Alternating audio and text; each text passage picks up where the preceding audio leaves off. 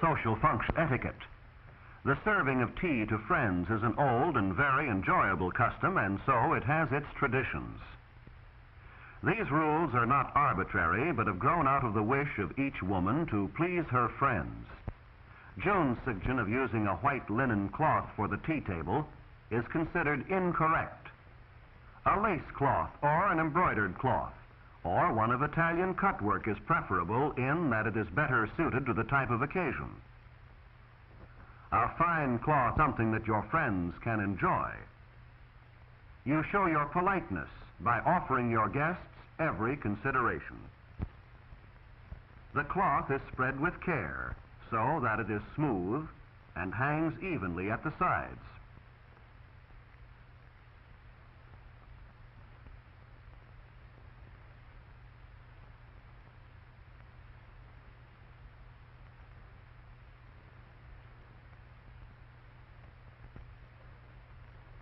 The centerpiece of flowers is low, and the colors harmonize with the rest of the arrangements.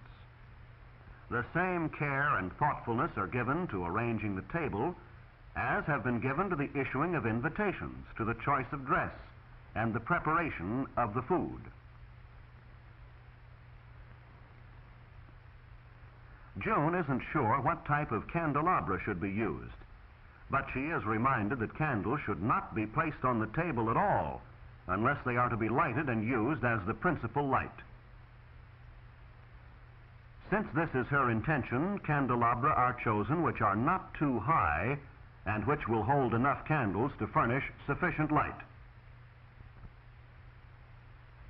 The candelabra are then placed where they will light the table and yet not interfere with the serving. The placement is exact and symmetrical, giving a feeling of balance in the design of the arrangements. Exactness in details helps tremendously in giving the final impression of perfection.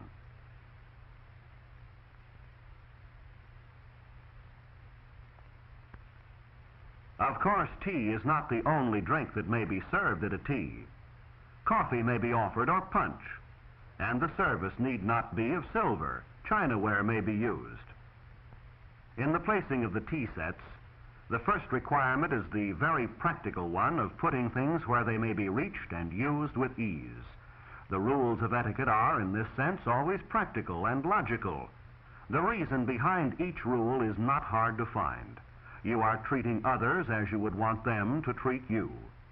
The pourer will have the tea urn conveniently at her right, the cream and sugar at her left. The convenience of the guest who will pour the tea is kept in mind in the placing of the cups, too. June isn't just sure where the cups should go, but by putting herself in the pourer's place and starting to pour, she easily finds the most logical location for the cups, at the right. The rules of etiquette are always based on practicality and consideration for others. June should not put her hand into a cup from which someone else will drink. She shouldn't stack the cups so they might topple. At the most, cups should be stacked only too high, or, better yet, not stacked at all. These are simple matters, but they avoid accidents and embarrassment.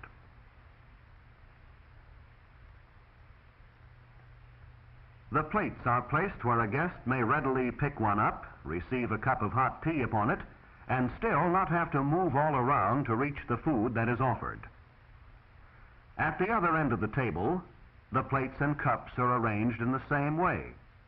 Perhaps tea will be served at one end and coffee at the other. However, the table arrangements are the same so that the two ends balance. And in this way, the symmetry of the design is maintained.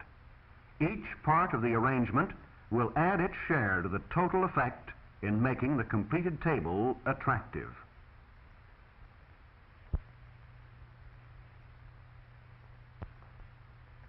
The next problem June is concerned with is the placing of the spoons and napkins. She wonders if there are rules as to where they should be placed and if they should be placed in any particular way, and of course the answer is yes. They should not be stacked or piled up, but be placed singly and staggered for ease in picking them up. The napkins that have been selected are small tea napkins which match the tablecloth, and their arrangement this way adds to the attractive appearance of the whole table. As the arrangements take shape, we see that we are being guided by two principles. One is the practical concern of serving food and drink. The other is a matter of showing consideration for our guests. On one hand, we want our guests to enjoy their sandwiches and tea without letting the serving interfere with their conversation and enjoyment of one another's company. On the other hand, we want the arrangements aesthetically pleasing as a tribute to our friends. The candles, straight and firmly fixed, will give an intimate light, a warm and friendly tone. The flowers will add their color and fragrance. The food also will be dainty, bite-sized sandwiches and cakes that are pleasing to the eye as well as to the taste. The plates of food are well filled, but not overflowing. It is a simple matter to bring another plate when one of these is emptied, or to replenish one of the small dishes of nuts or candies. And now that our table arrangement is almost complete, we may begin to check ourselves to see that everything is in readiness and in proper order.